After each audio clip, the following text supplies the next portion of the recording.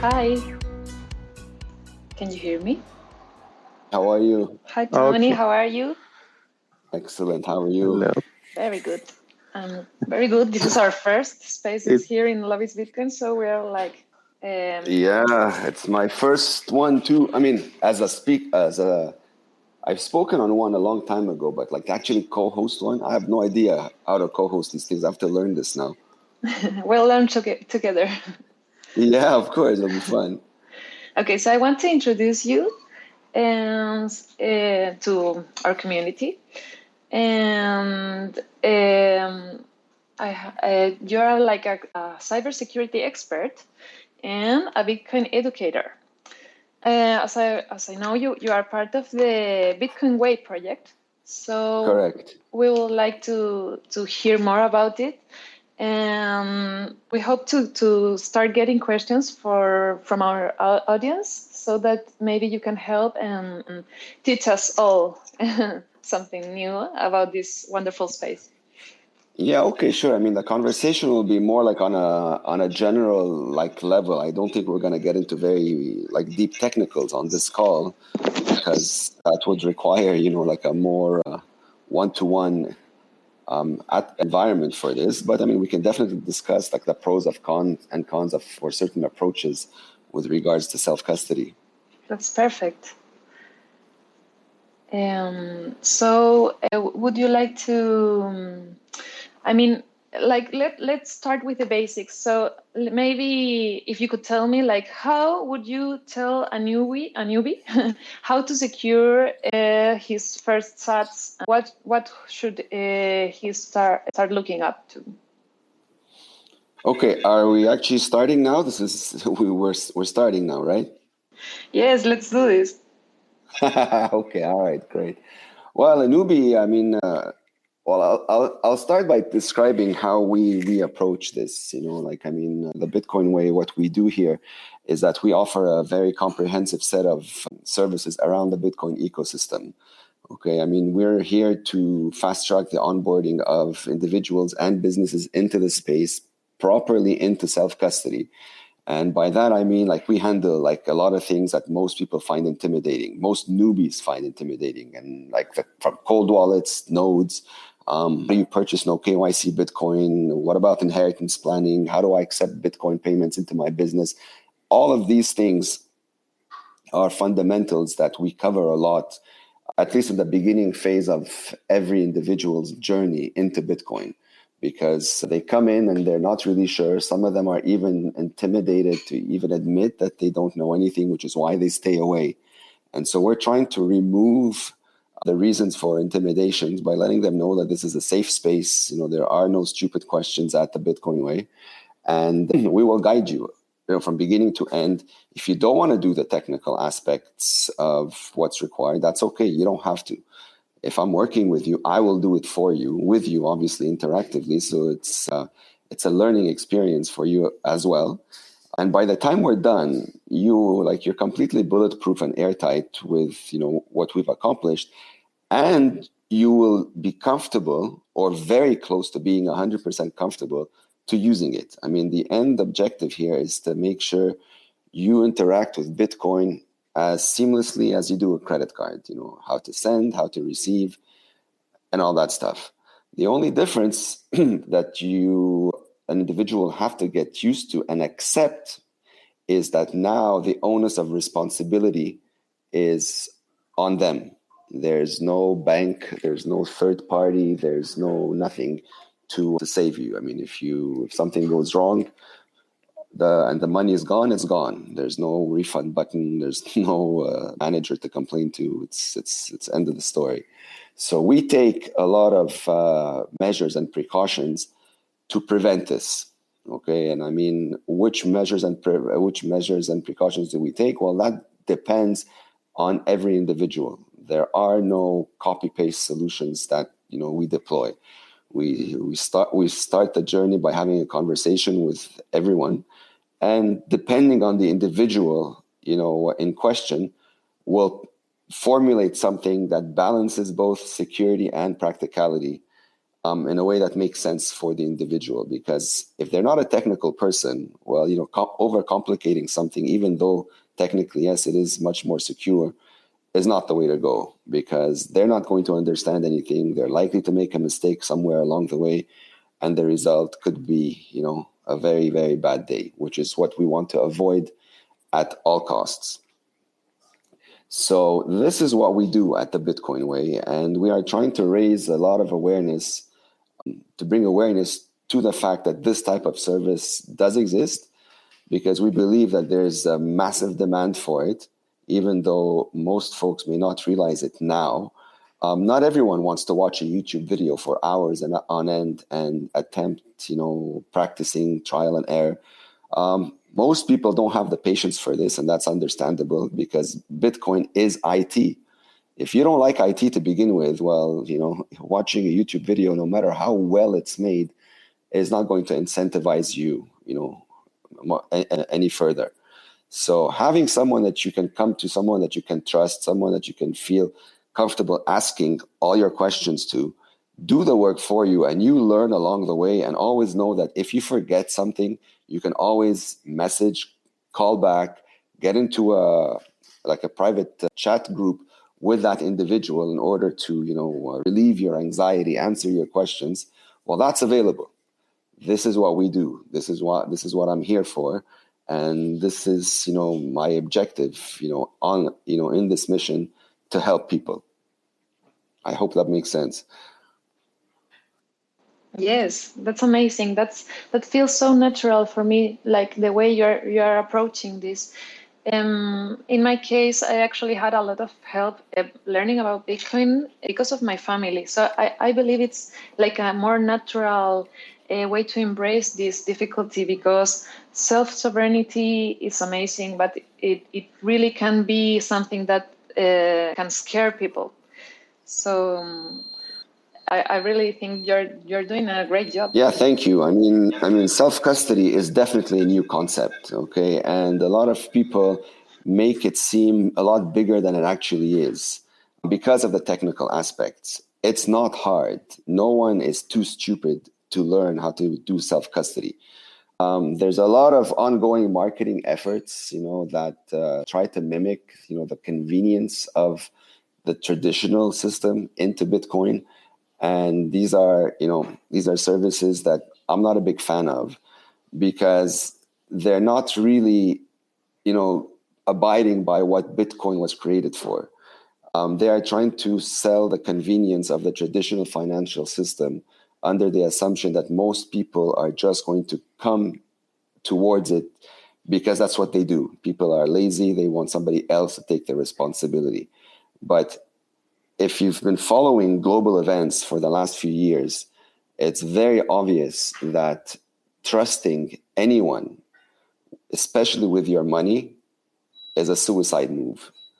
Because even if the intentions of third parties are good, bad things happen all the time that may not be in the control of those parties involved.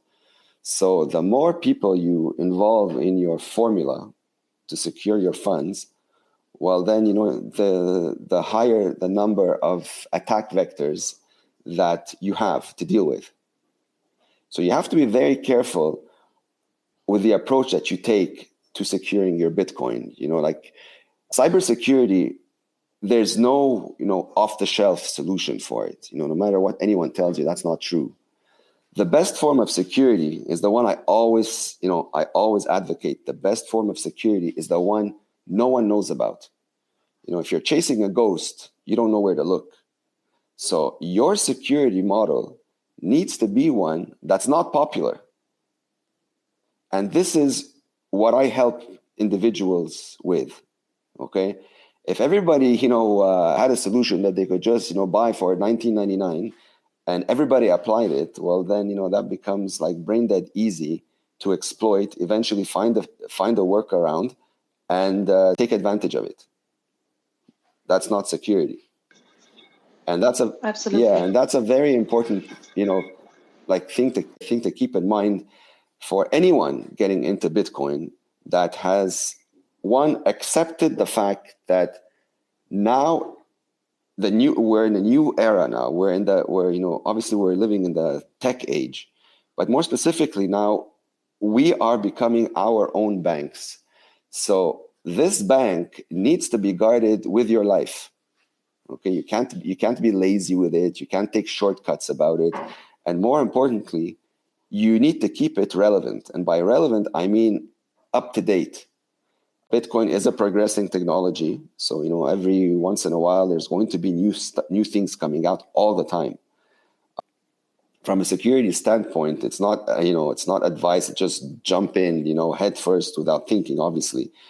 At the Bitcoin, we test a lot of things, like we test hardware, we test software, and based on, a very strict series of tests and the results that we get from these tests, we put together lists of recommendations. And these are the recommendations that, we put out to every individual that reaches out for help. We don't sell anything, okay? We don't sell any hardware, we don't sell any software. So we have no financial incentive to align ourselves with anyone. Okay, we are a pure knowledge-based service here, and our function is to deliver the truth. Whether people like it or not, it doesn't matter. We follow the Bitcoin ethos, we stick to the Bitcoin white paper. If it doesn't suit the business model of some projects, that's too bad. Because at the end of the day, Bitcoin was created for the people, and we are here to ensure that every individual is as secure as they can possibly get. Okay, so if today there's a list of, let's say, 4 or 5 hardware wallets or 4 or 5 nodes that are exceptionally good, then we recommend them. If at any point in time, any one of these projects breaks the rules, we disqualify them instantly, and we notify everyone that we know is using them. We give them a heads up. So, for example, what do I mean by this? We're using Cold Wallet or Node X, for example, not to name any names. And then one day we discover that Node X, the people behind Node X, all of a sudden decided to engage in censorship or perhaps collaborate with chain analysis or do something stupid like that. Well, then we automatically disqualify them from all of our recommendations, because we do not believe in anything that sways from the Bitcoin ethos. We either do it properly, as intended, as it was created, or just stay in fiat. You can't, we're not going to compromise in order to satisfy, a system that Bitcoin was designed to replace. So that's a very important thing that we're very keen on. That's amazing. Not everybody it's like doing it so well,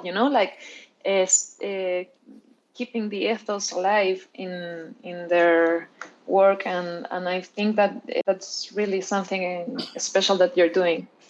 And you got me wondering, because I think that the current system wants us to be super lazy and scared, because they have trained people to be this way to benefit from this.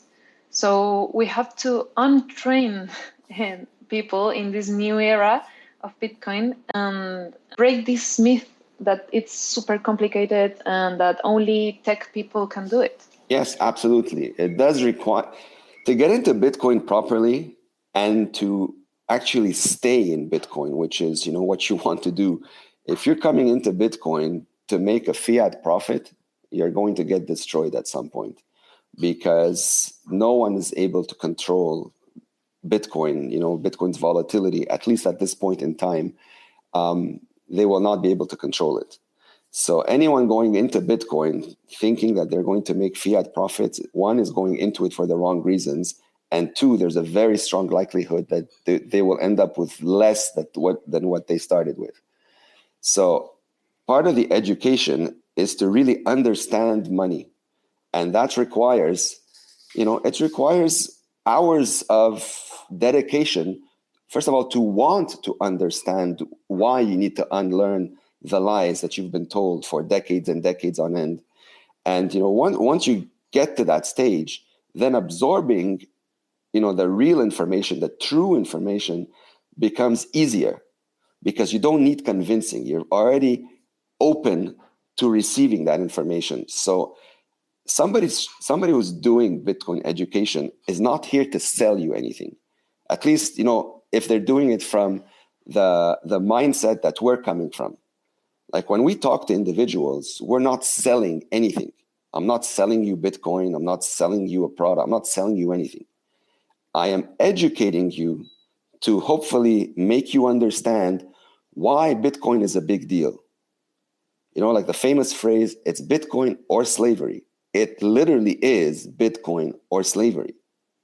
And once that truly resonates with you, like once it clicks as to why this is true, then that's it. Like it'll be very hard for it to unclick.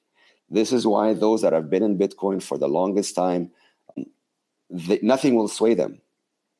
And the more you watch things get progressively worse worldwide, the more it solidifies and deepens your trust into and hope, obviously, into this creation that we've never seen before. Okay, I mean, the world has never known anything like Bitcoin. Something that cannot be manipulated, controlled, whatever you want to call it, by a human being. It's never existed.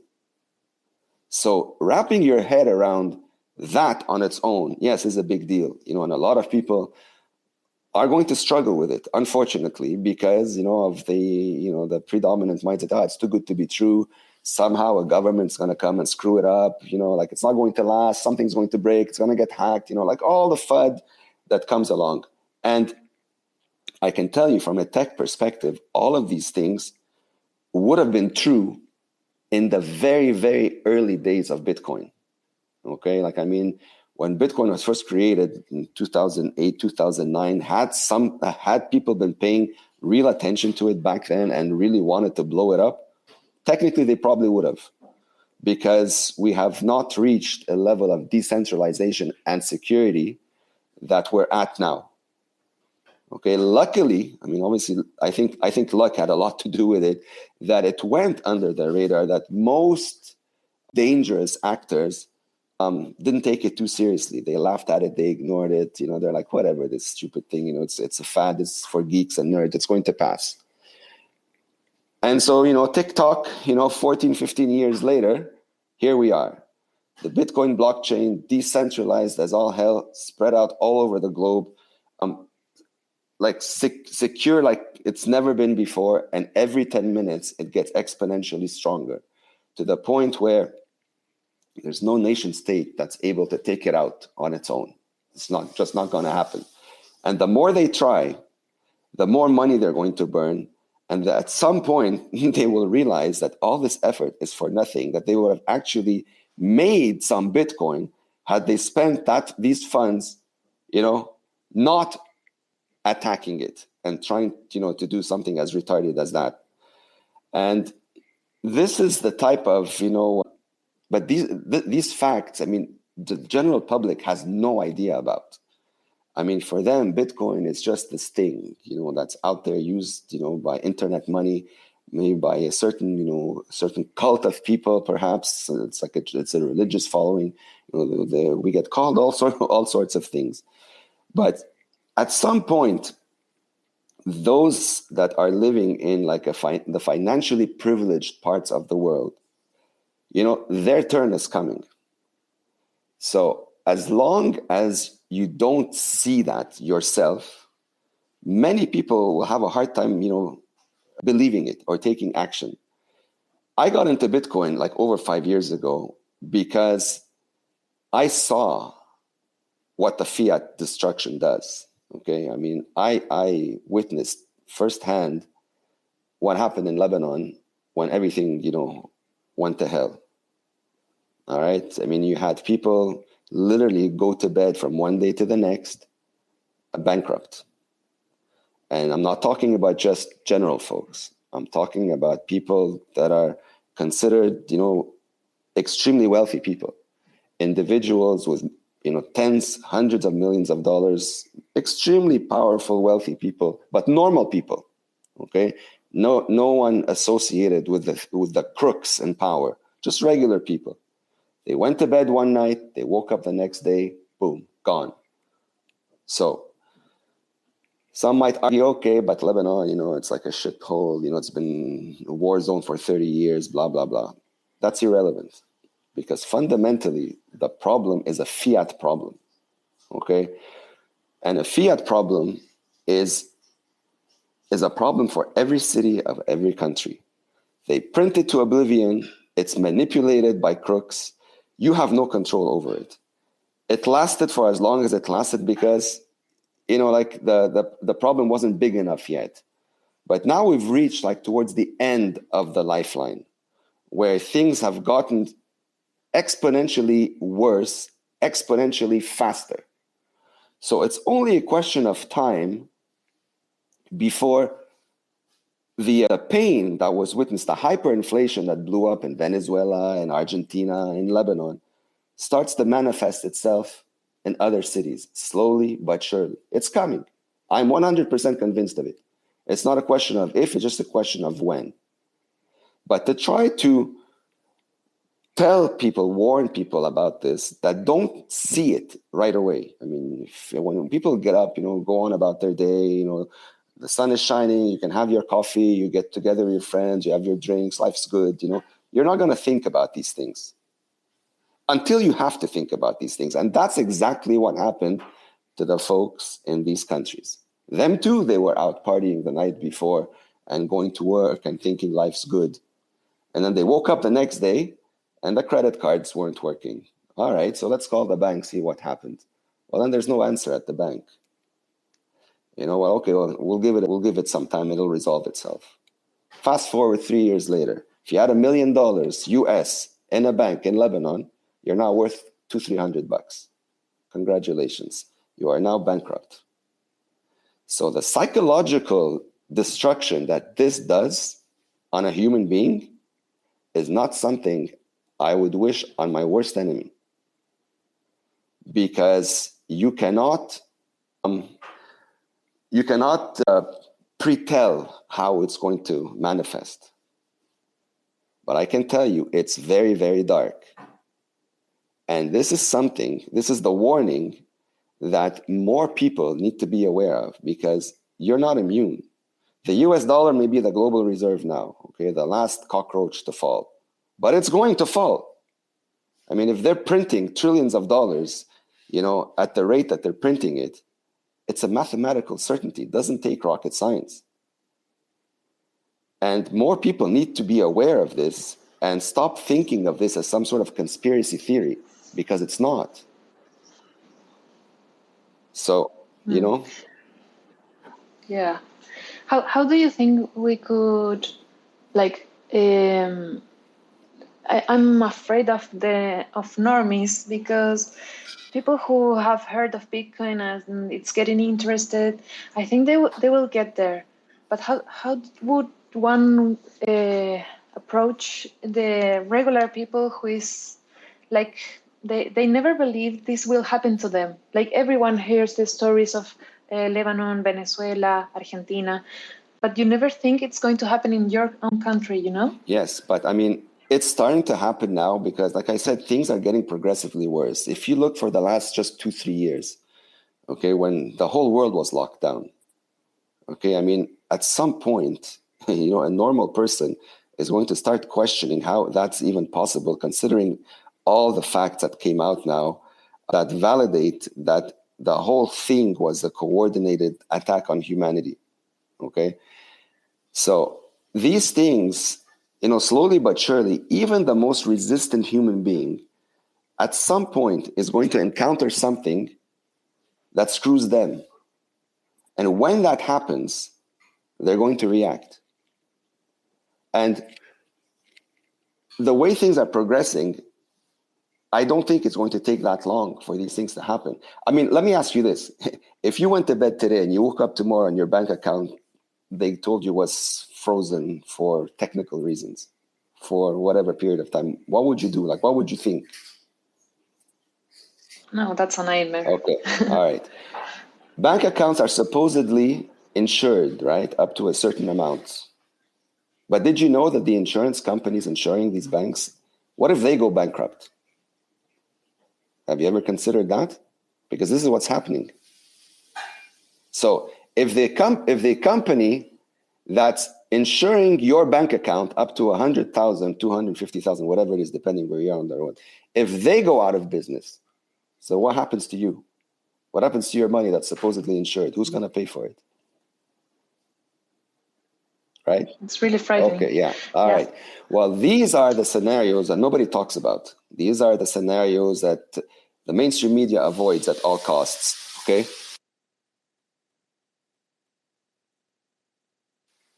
And but this is the information that the general public needs to be aware of, because when your turn comes, you're going to go through that storm. So how do you protect against it? Traditionally, you had no option, because anything physical can be either manipulated or taken away from you. This is why this Bitcoin is such a big deal, because it's never existed in the history of mankind that there's this asset that nobody can control, that it's completely permissionless, trustless. And this is why, ultimately, at some point, this will end up being the standard, because human nature is what it is. Nobody trusts each other. You think governments trust one another? They're going to try to hold on to whatever power they can. At some point, they're all going to fail. So they're going to have to decide on something. So are they going to decide on a commodity or an asset or something that they know another country has more of? Of course not. Either they're going to kill each other to try to fight who's going to get more, or they're going to, it's going to be an eternal conflict until they finally realize, well, hold on a second.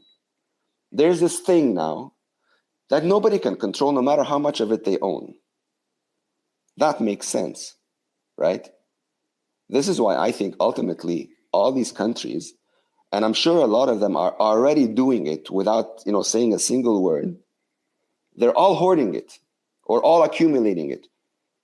Because, if not for the immediate use, like in the immediate short term, as an insurance policy, that if all other things fail, we have this. Because, like I said, it all comes down to trust. And since none of them trust each other, the only thing they will agree on is something that, that they know the other one can't screw around with. And since the supply of Bitcoin is finite, the scarcity of the asset becomes much more apparent at that point in time.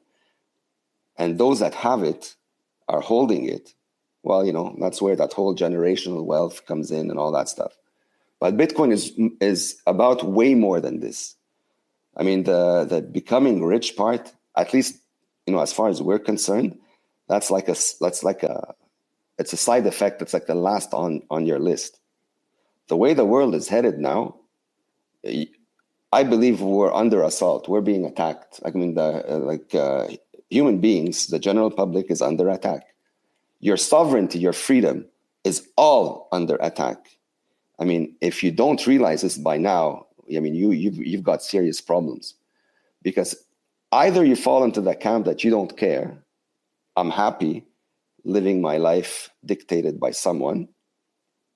Okay, some people are going to be happy like this. It is what it is.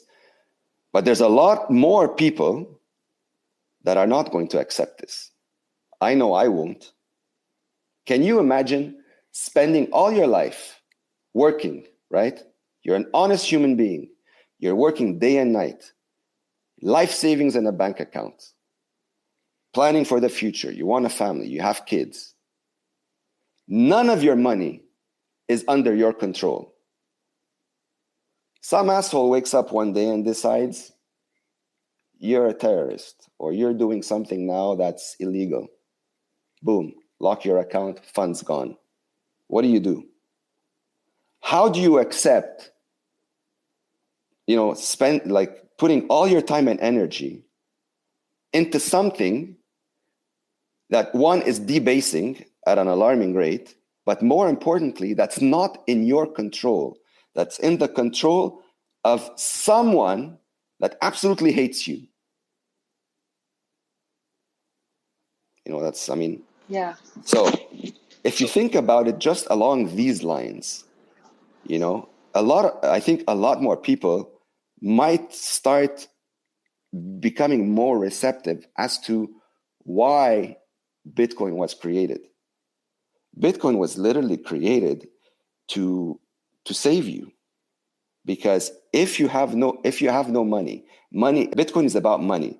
So every human being on the planet needs it. It's not an option. It's not a luxury item. You're not buying a table, a chair, a car.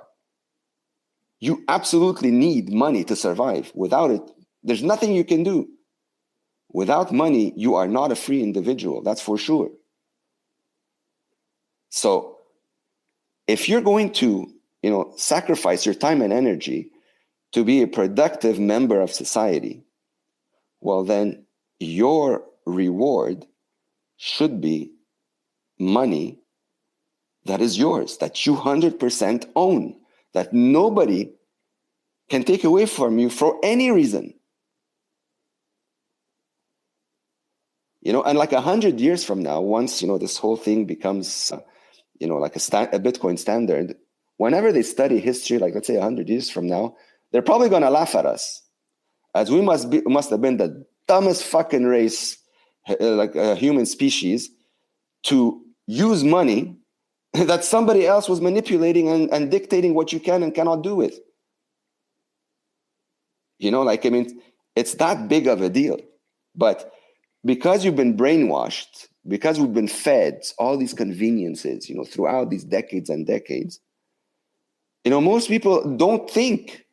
Most people don't read. Most people... This space was downloaded via spacesdown.com. Visit to download your spaces today. They take the path of least resistance, which is the lazy road. And self-custody is definitely not part of the lazy road. Self-custody requires you to sit down, learn, and apply, and, make sure you stay relevant. It's an effort. It's work. You have to do the work. Proof of work, also applies to the discipline required to protect your money. Because if you don't do it, they're going to take it away from you. It's that simple. You either go through door A, self-custody and sovereignty, or door B, slavery. Pick. Which one suits your lifestyle more? And how they're going to do it, anything is possible. But here's my theory. This is what I think was going to happen. And I don't know if I've mentioned this to you before, but this is what I think is going to happen. There's going to be an event, some sort of retarded event, some sort of cyber attack, something as insane as that, where all your accounts are closed or inaccessible for whatever, a certain period of time. The mainstream media is going to announce that, oh my God, it was a bad terrorist attack, blah, blah, blah, blah, blah, the whole shebang. And then all of a sudden, people, they're going to leave it like this for a little while so that you really stress out, maybe 1, 2, 3 days, maybe a week, where the panic really sets in. People have no money, they're hungry, they want to eat. The civil unrest starts to boil a bit. And then all of a sudden they're going to tell you, what? We found the fix. We found the fix. We're able to make everybody whole. But, we're going to take your savings. We're not going to give it to you in euros or dollars anymore. We're going to give it to you as this. And this being the central bank digital currency.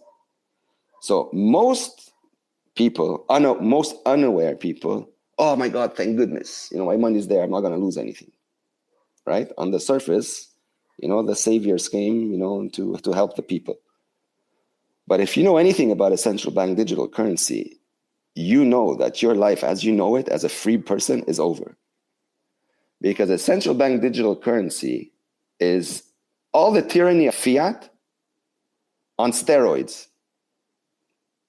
If I'm controlling a central bank digital currency, I don't like you for whatever reason, I'll turn your money off. I don't even have to see you. I don't even have to talk to you. I don't even have to notify you. I hit one button on my keyboard, you're done. You don't think it's going to happen? It's happening already. Go look at China.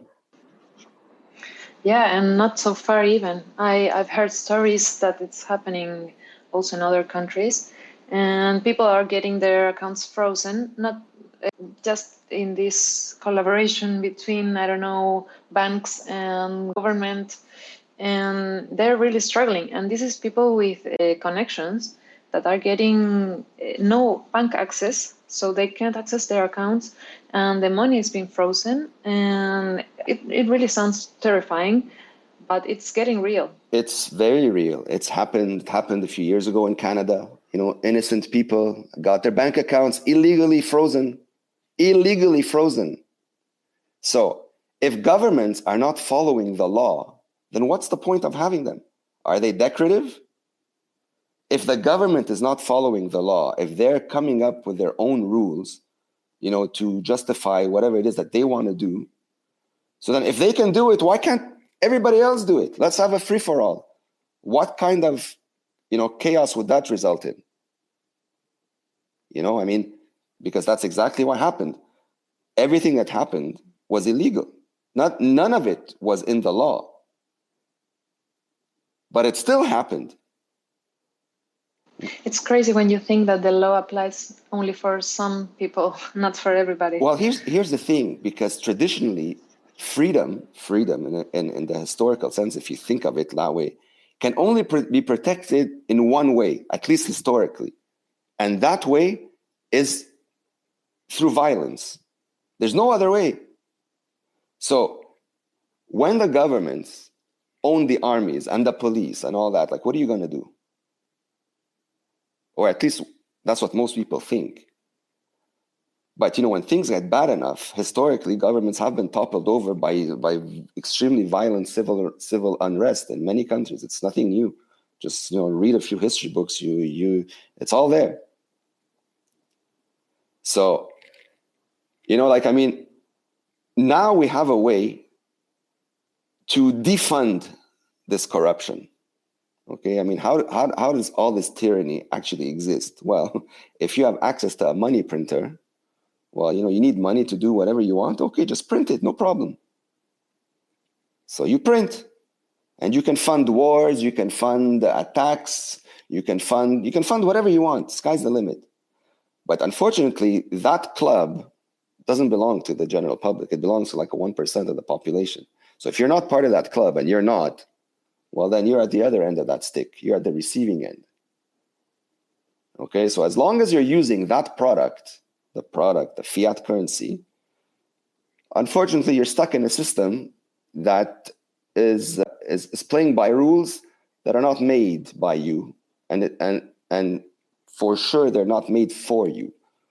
They are made to keep you stuck in a system that's controlled by somebody else for the benefit of somebody else. But now you have Bitcoin, the only exit out of that system. So you don't want to play by these rules. You have an exit, but you have to take it. No one's going to put you on that path. You have to want to opt out. If you don't like the way the world is headed, so leave, opt out. Not 100%, no one's saying it's a light switch, that's insane. But at least start taking steps to opt out. Because, what else are you going to do? Physical assets, at least the way I see them now, can be taken away from you unless you have an army to protect it. Okay, and then it comes down to which army is bigger. So some folks come with the argument about the whole safeguarding in real estate, safeguarding in gold and all that stuff. Traditionally, yes, Those were valid options because that's all we had. It's not like because they were like the perfect solution. No, far from it. But that's all we had. There was nothing else. You know, like there were certain things that, yes, performed better than the rate of inflation and all that. Fine. But we're not living in the same times anymore. We're living in very different times now. When things get extremely bad, extreme things can happen and will happen. So if you've got 5 apartment buildings, you think you're good to go, your money's safe, right? 5 apartment buildings, I'm solid. A group of 5 guys come up to you with guns and tell you, get out. What are you going to tell them? You're going to argue that legally they belong to you because a piece of paper has your name on it? They're going to give you 10 seconds to leave. Otherwise, you know, it's a different ending to that story. You don't think something like this would happen? It's happened before. I know it's happened before because it's happened to my parents. So these things are not in the movies only. These things, it's real life. When things get bad enough, you have to expect all sorts of insanity. And you need to protect yourself against this. Bitcoin is the peaceful revolution. It's an option to opt out of the money into something that's pure, that's trustless, permissionless, that you verifiably open source. You can see everything about it's transparent. It's all there. And that you know for sure that whatever you own in Bitcoin is yours. And it's an appreciating asset, not a depreciating one. No one's going to print it to oblivion. Maximum supply is 21 million. Realistically, there's less than 21 million. With all those that have been already lost, I don't know, I think maybe we're like around 16, 17 million. Who knows? Something around there, which adds even more to the scarcity of the asset. So, what's the best way to protect this? The Bitcoin was designed to be held in self-custody. But yes, that means you, the individual, are 100% responsible for it. So how do you become responsible for it? It's very easy. You sit down and you learn how to become responsible for it. Is it hard? No, it's not hard. Is it new? Yes, it's new. But you drive a car every day. You weren't born a driver. You learned how to drive. You know, when mothers give birth, that's like exponentially harder than self-custody, but they still do it, right? Nobody's afraid of it. They still do it. And now there are resources to teach you self-custody properly. And this is what we're doing at the Bitcoin Way.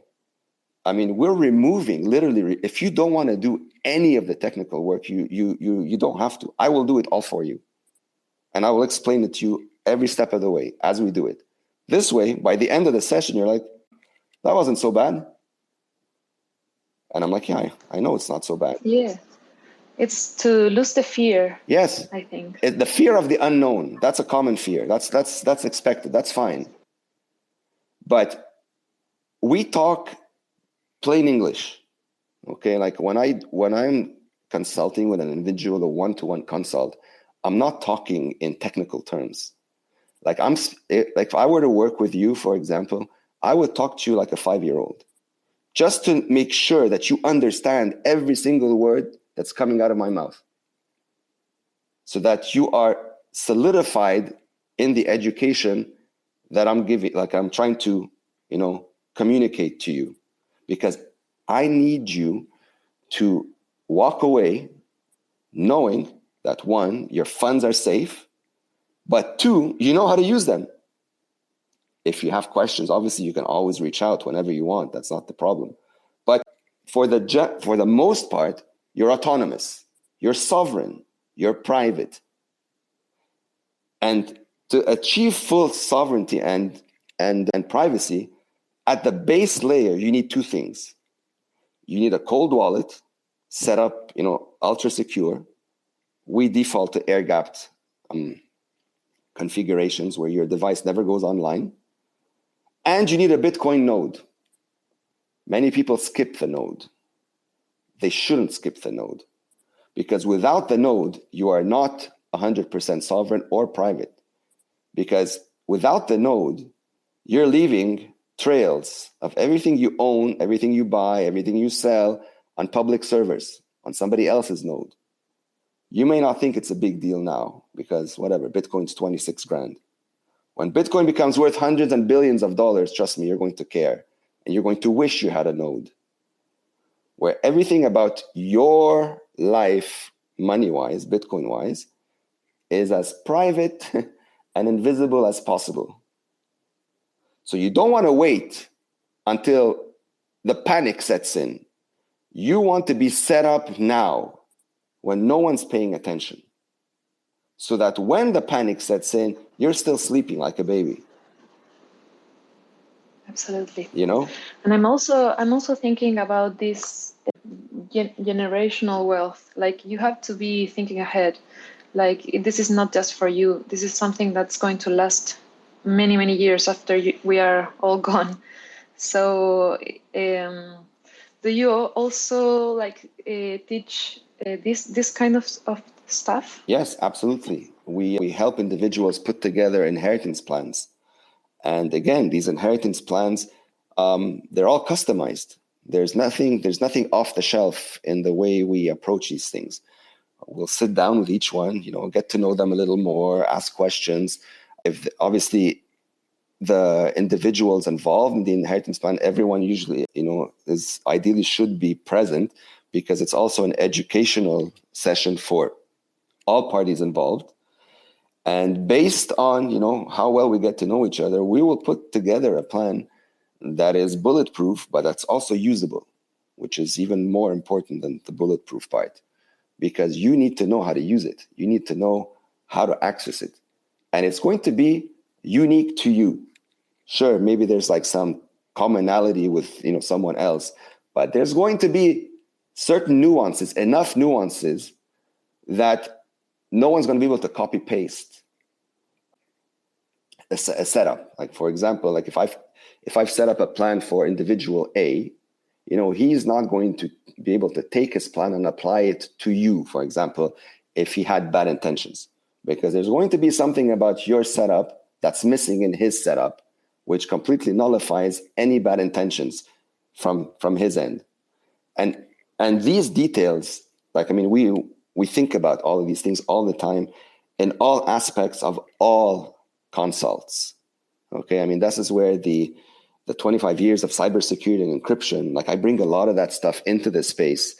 So there's a lot of details that perhaps I just think about instinctively that others may not, simply because they don't come from that type of background and that type of experience. And fundamentally, again, like I said, the best security is the one that no one knows about. It doesn't need to be super complex. It needs to be something that only you know, or a very, very small number of people in your absolute trusted circle that know it. That's how that's how you protect your wealth. This is how you protect what's supposed to be the most important thing in your life, your money. Because like I said, if it's gone, it's gone. There's no bringing it back unless somebody gives you a donation. But, to call someone to get it back, that's not going to happen. And that's a good thing, in my opinion, because it forces you to become a better human being, a more disciplined human being with the things that matter. Yes, to take responsibility. Yes. At the end. Of course. Tony, I was wondering if someone of the people who are here with us listening wanted to ask you a question, or if they want to comment on what we're talking. Yeah, I made absolutely. the invitations for anyone who would like to speak. And you can interrupt us whenever. We're just chatting and getting to know each other better and talking about this thing that we are all passionate about. Yeah, absolutely. Blast away. I'll tune in a little bit more in about 15 minutes. I'm just at work still. I'm about to be on lunch in a little bit. But I guess just to even add to that, to what you were saying earlier about like if you have 5 properties and somebody came to you with a gun, and let's say on the other hand you had your keys, or you had your own Bitcoin. The difference is too that like, I guess with that house, that house at the end of the day, it will be taken from you. It can be taken from you. It's even if you buy the house in some country somewhere, you know what? If you make the wrong person mad, he will come in and take your house from you and take everything else from you. And then your keys, on the other hand, if somebody came up to you and threatened you for that, technically you can go down with your keys, and those keys will actually be lost forever. And again, like it's the idea, like nobody can take that from you. It's the only thing on this planet that nobody can really take it from you, especially if you don't give it to them. But I'll join in more in about 10 minutes. But I just wanted to add that to that point that you were saying earlier. Yeah, absolutely. It's a very valid point, and it's one that not many people think about, in that light. Because again, it's under the false assumption that this will never happen to me because I live here and not there. Yes, okay, fine, that may be true now, but when things go bad, they go bad really fast, and by the time you realize that you may not be in a position to save yourself, that's the problem. Okay, so in the same way that smart people accumulate during a bear market, smart people will also take measures to protect themselves when things are still stable. So you don't want to wait until all hell breaks loose to panic and try to find a fix. That's where your hastiness is going to lead to many accidents, many mistakes, and not the outcome that you were looking for. So yeah, that's very important.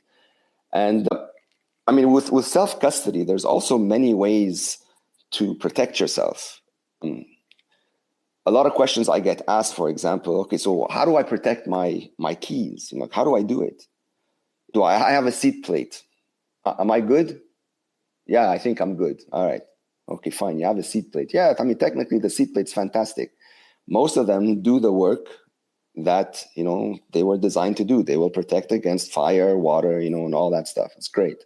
But at the end of the day, it's still a physical item, right? So depending on where you are, where you live, your risk situation, is that physical item safe? Have you secured it somewhere that no one can find? Have you secured it somewhere that no one can steal? Right? I mean, you have to ask these questions. So all of these details, like we try to formulate a plan that diversifies the security aspects of self-custody while minimizing single risks, while keeping it all usable. Some people don't like the digital aspect of saving keys digitally, and I understand why. But done properly, done with like best practices, implemented in place, something digital is a lot more usable than something physical. I mean, with something digital that's encrypted, for example, and set up properly in a specific way, you can transport, you can even remove, like, for example, I mean, if you have some sensitive information on your phone, you can delete it, travel from point A to point B, where you think you're going to be possibly harassed for that information, or possibly, coerced to give it up, or remove it. And then when you arrive at your destination, just restore it. You can't do this with a physical item, not as easily anyhow, unless that physical item is hidden in a way that's so inconspicuous that it goes unnoticed. But most people will not put that much thought into this, which is why accidents usually tend to happen. I don't know, does that make sense?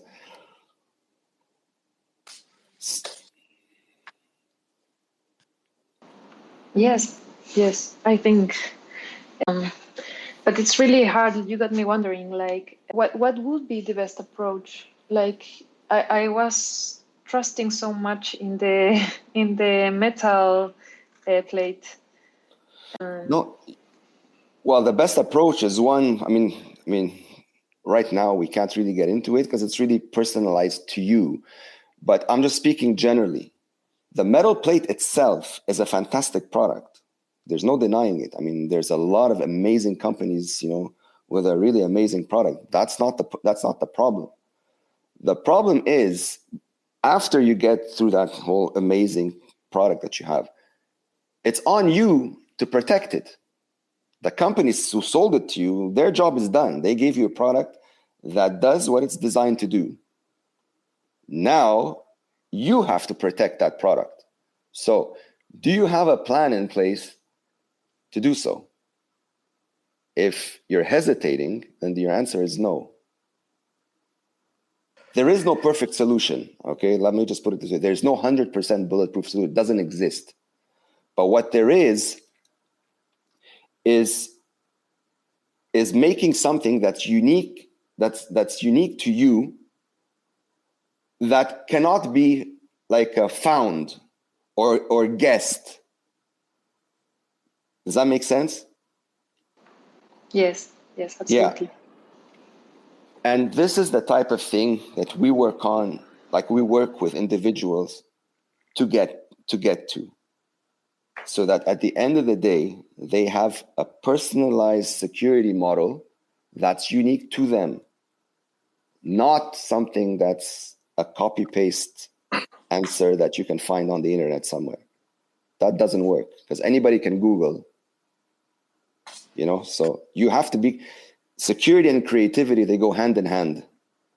So you have to think outside the box sometimes to apply security protocols that are actually effective.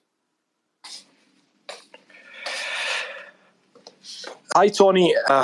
Thank you so much for the lecture. Can you hear me? Yes, absolutely. Yes, I have a question for you since you're in cybersecurity. Is there a way where somebody can hack a hardware wallet without exposing their seed words? Like, is there any other way where somebody can hack it? This is my question. You mentioned something about air-gapped hardware wallets. So let's say if you have a wallet that connects through a USB port, for example, is there a way that somebody could hack that wallet without you exposing the seed words? Yes, absolutely, there is. When you connect a device to your computer needs to be airtight as well. I mean, all the elements around your Bitcoin, they matter. So right. What do I mean by this? Your Bitcoin ecosystem is not just your wallet and your node, because you need a computer to interface with all that stuff, right? If your computer is compromised, then even if you have the best security measures implemented on your cold wallet and you connected it to that computer, you're done. But the phrase is on the hardware wallet itself, right? So it doesn't go online. That's what I know. It's in cold storage. So basically, how would they have? Well, first of all, it depends on your cold wallet. Depends if there's if there's a weakness in the firmware of that cold wallet, depending on the model. I mean, there's many nuances, many circumstances, many things that can come into play here. If you save your seed phrase, for example, on your computer, somewhere secure on your computer, but your computer itself is compromised, well, then then all of that security is for nothing. Right. And here's one thing that has been coming up a lot. I've been discussing with people that most are really unaware of. When you buy cables for your computer, where do you buy them from? Right. Okay.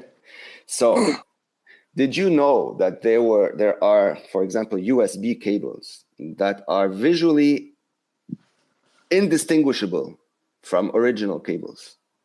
But these cables contain malicious software, like a remote web server inside of them, that'll take complete control of the machine that it's plugged into. Mm-hmm. And that includes microphone, that includes camera, that includes keyloggers, everything. So if somebody sells you a USB cable, looks exactly like your Apple or Android one, doesn't matter. You take it and you plug it into your computer, and that cable itself is infected. Whoever is behind that cable has full control over your system, and you will have no idea, because it'll function as a USB cable. It'll do everything the USB cable was designed to do. So you will have absolutely zero idea that you're infected. That's very scary. Yeah, well, it's very true. It's very real. And this is what's happening. So we go as far as, consulting on these things for those that believe that their risk model warrants it. Mm-hmm. All right. So this is where the differences in applying, certain cybersecurity measures becomes valuable. And what's your net worth to you? Mm-hmm. Do you care or do you not care? If you care, you will take these extra steps to make sure that you are as safe as possible. There's nothing 100%, but you can minimize the risk considerably by making your due diligence properly. Right. And another question for you. Let's say you had two options where you can actually distribute your net worth through different hardware wallets or use, for example, a multi-sig solution. Which one would you choose? Well, that depends. Again, the multi-sig, are you the sole owner of these? Yes. Okay. Are you storing them in the same location or at different locations? Different locations. Okay. Do you have full control over these locations at all times? Yes, 100%. Okay. Well, then in that case, the security model is obviously a better one than being in one place. Assuming you don't lose access to any, one of these other places, or they don't get compromised in any other way, in some way, shape, or form. Right. But keep in mind, if you are going down that road, then the coins that you are protecting in that setup are not immediately accessible to you. Mm-hmm. So if you happen to have, I don't know, hypothetically speaking, you're doing the setup, it's super secure, you're very happy, life's good. You get an emergency. You need access to your funds now. How do you do it? Especially, okay, so this is the type of scenario. It may not happen, but as an advisor, I have to make you aware of the possibility that it could happen. And if it does happen, what's your solution? Do you have one? Right. Okay. So these are the type of questions that we go over in every consult. And we spend the time that it's required to get somewhere where you're happy and the security model is good. Right. But more importantly, that you can always apply the proper measures based on that security model that we've customized together. Follow? Mm-hmm. Yeah.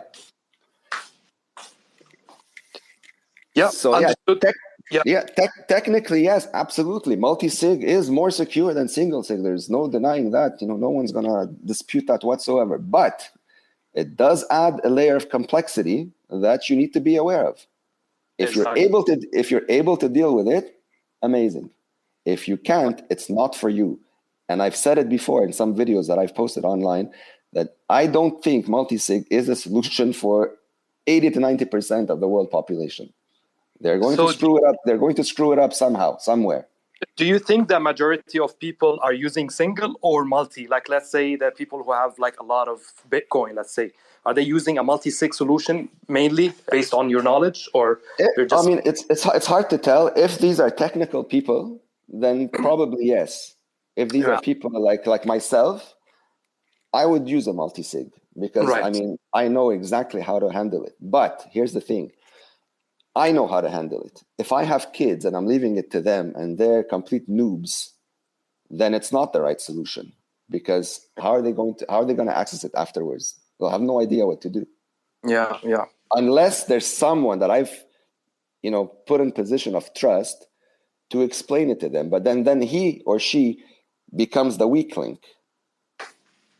Yeah. See what I mean? Yeah.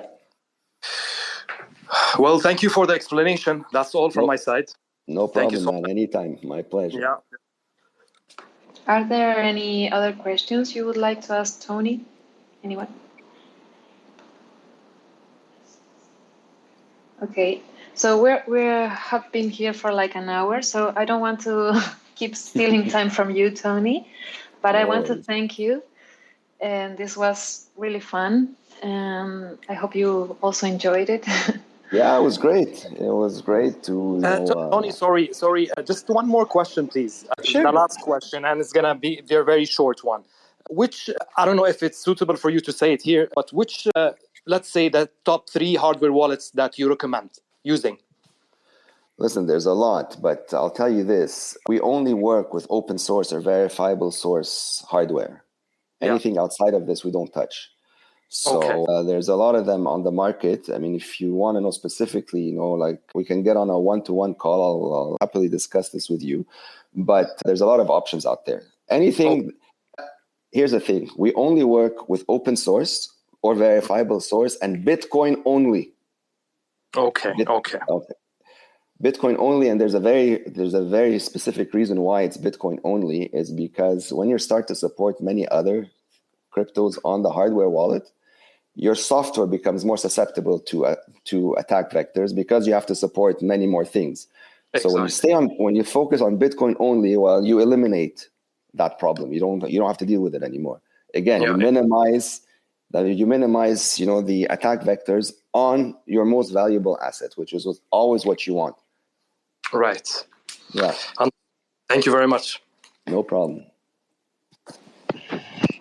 Tony, is there any final tip you would like to give us before we close this up? Final tip.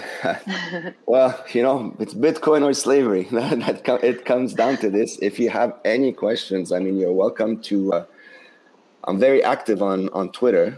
You can follow me directly. That's my handle, the V4BTC. There's also obviously the Bitcoin Way _ That's also a very active account. We post a lot of very valuable information on this at all times. We offer a free 30-minute introduction call to anyone. So if you have any questions at any point in time, you're not sure about whatever it is, book a call. Costs you nothing. First 30 minutes are completely free. I'll happily get on a call with you, answer all your questions, concerns and what have you. And if you want to, move forward with a one-to-one thereafter, we'll absolutely arrange it and, proceed forward. The idea here is to protect your funds. But before we get to that stage, you need to understand why it's important to do this. So, and once it clicks and you fully understand, then the rest becomes easy. That's amazing. So everybody, you have 30 minutes for free with Tony. He can answer your questions. And make sure to follow him, to follow us, to follow the Bitcoin Way. And we hope to get to do this again soon. Yeah, absolutely. It's a lot of fun, a lot of knowledge. If you guys have any questions, that we didn't cover now, save it for next time. Or get on a call and we'll cover it that way. Absolutely. Thank you so much, Tony. All right, guys. Thank you, Bye. Tony. Thank you, everyone. Thanks, Tony. No problem, guys. Great talking to all of you. Catch you soon. Bye-bye. Bye.